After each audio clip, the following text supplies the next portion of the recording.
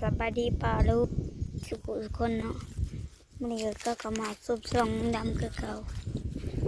มันนี่ก็งัวได้ลูกงัวลุงจ่อยไปลงงานใกล้ๆกันนี่แหละมันได้ลูกลุงเลยถ้าเตรียมน้องเลยไปลงเลยน้องงัวเป็นลูกน้อยถ้าน้องงัวอยู่ไปลงตอนนี้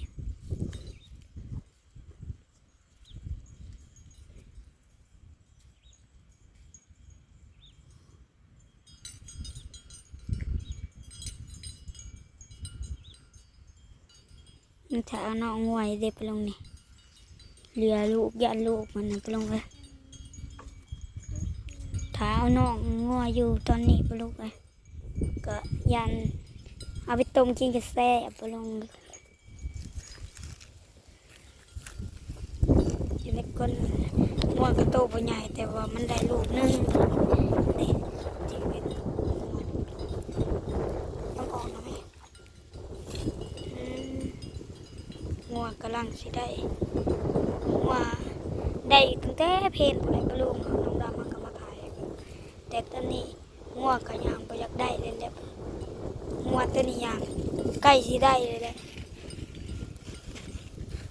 ใกล้สิได้เลยแหละน้องก็น้องงัวก็ใกล้สิได้เลยแหละปลุงเลย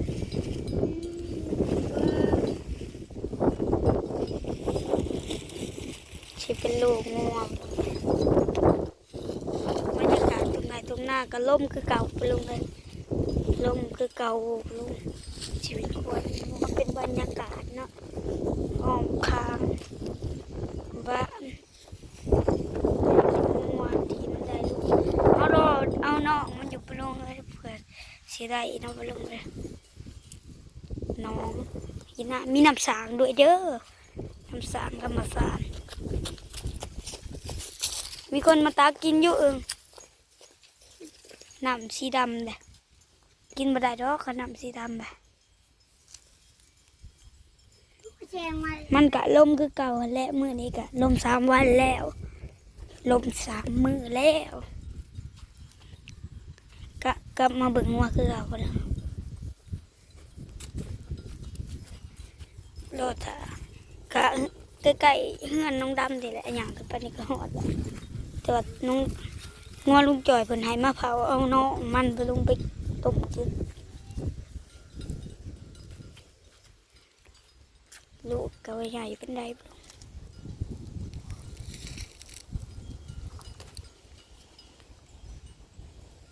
กะคุเขาถาเตรียมมาใส่นี่เขาถาเตรียมมาใส่จะว่ามันเสียออกแล้วบ่เลยแหละปรุงเลยเปิ่งสภาพงัวก็บ่ได้ใหญ่เป็นไดแต่ว่าจะได้ลูกมันตอนนี้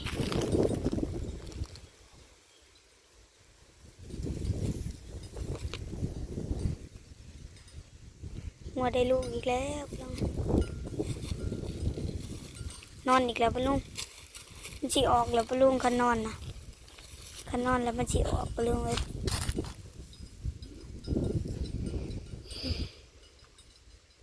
ถ้าวิดปาดประกันได้ก็ขอโทษขออภัยนำละลายน้องดำกะบ่ได้คอยลงคลิปมาโดนแล้วแต่ว่าโทรศัพท์น้องดำเครื่องตัวนั้นมันก็บ่ได้คอยได้ยินเสียงได้ยินกันมันได้ยินเสียงน้องดำถ่ายแต่โดนแล้วมีคนขอมาไลฟ์ปะลุงว่าอย่างไรน้องดำถ่ายก็น้องดำก็มาถ่ายให้คือเก่าเด้อฝากเบิ่งบอกส้มเนี่ยตอนนี้ช่วงนี้คนดูกับคอยไลฟ์ประมาณ100 ไปกว่าคนติดตามหลายยูปลงเลย5,000 ปลายปุ๊แล้ว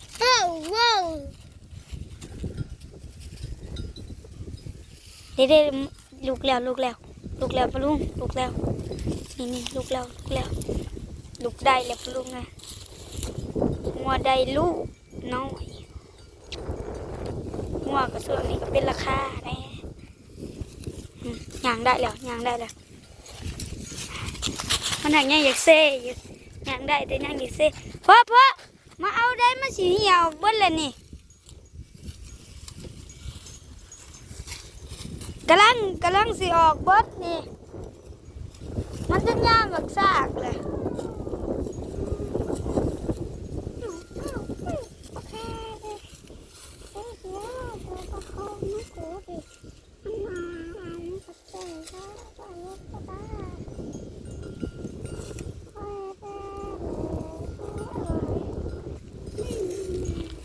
ปิดก้อนมาให้เบิ่งค่ะอันนี้งวดอีกแล้ว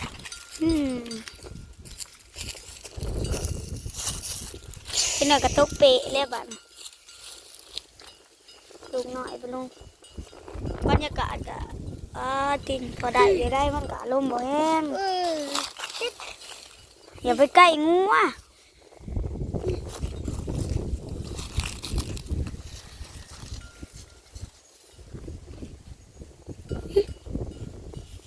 มันกะสิได้แล้ว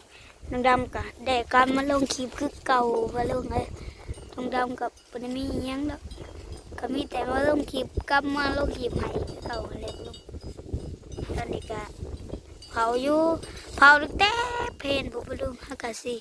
เห็นน้องฮักกะกระจายออกไปลงเลยน้องงัวกับโบแมนงัวน้องดำดอกลุงงัวลุงจ่อยงัวลุงไปลุงเลยเฮาก็สิได้เพิ่นก็ให้มาเผาเอาเนาะเอาเนาะมัน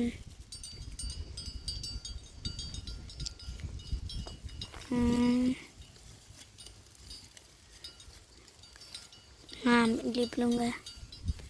งัวลูกมันน่ะงามไปลงเมฆกันนะเมฆก็บ่อ้วนบ่ใหญ่ไปได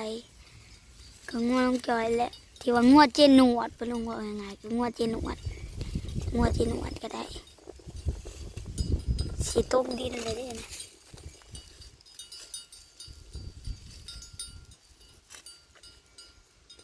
งัวได้ลุกลงถาไปรุ่นไปชมตอนท่านออกคักๆแล้วลงเลยบ้านนี้ได้แล้วไปรุ่นออกไปทีเรียบร้อยนะตอนนี้กำลังเอามาล้างน้ำน้องดูลงเลยได้ไปทีเรียบร้อยแต่ว่าบ่มีเลือดอีหยังเลยมีแต่สีล้วนๆเลยแดงควันร้อนเลยนี่ได้มาแล้วไปดีน้องงูพี่น้องสไลด์บนน้องงัว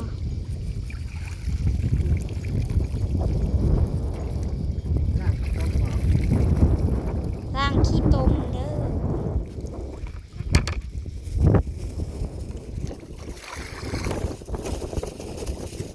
เมื่อต้มบานนี้ไปลุงเลยต้มเอาเมื่อปิ้งกินบ่ได้ดอกได้ไปทีเรียบร้อยแล้วไปลุงเลย